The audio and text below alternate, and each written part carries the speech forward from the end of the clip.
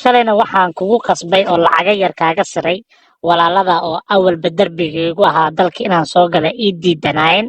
ayagiina meel kasta ka soo wada dhiibtay ayagiina uqdadan kuu qaadsiiyey waa geemkeygii fiicnaa geemkeygii kaleeto fiicanna maanta markii Puntland ii timaaday aniga wallahi inaana been kuu sheegaynin